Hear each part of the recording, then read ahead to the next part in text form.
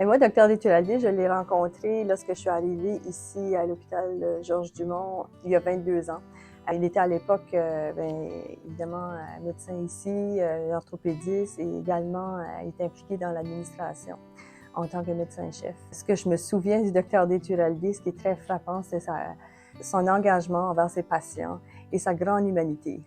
Un monsieur qui était très humble, qui traitait tous les gens sur le même pied d'égalité, que ce soit peu importe le travail que les gens faisaient dans l'hôpital.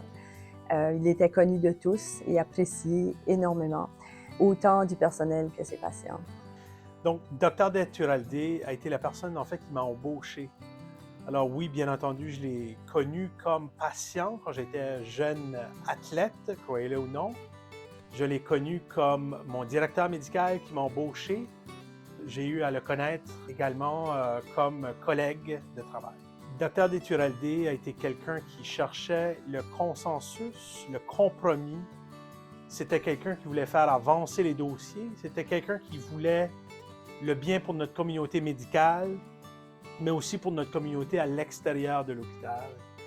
Et je pense qu'il y a eu tellement beaucoup d'impact ici à l'interne que les médecins, quand il y a eu ce nouvel agrandissement, on trouvait que ça devenait naturel d'honorer quelqu'un d'une nouvelle génération, d'un nouveau groupe de bâtisseurs.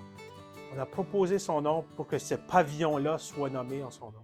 D'abord, je pense qu'il a laissé une éthique de travail qui est exemplaire.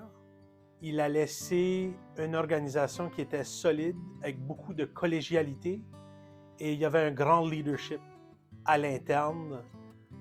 Et je pense que ça se sent encore aujourd'hui. Il a été, bien entendu, bâtisseur, mais aussi fondateur de certaines autres composantes de notre hôpital, notamment le centre d'oncologie. Il a participé beaucoup dans l'instauration du centre de formation médicale. Donc, c'est quelqu'un qui a fait beaucoup plus que son rôle d'orthopédiste, que son rôle de directeur médical. C'est un exemple pour nous à suivre et on est vraiment heureux que son nom soit gravé sur nos murs, sur la bâtisse prochainement.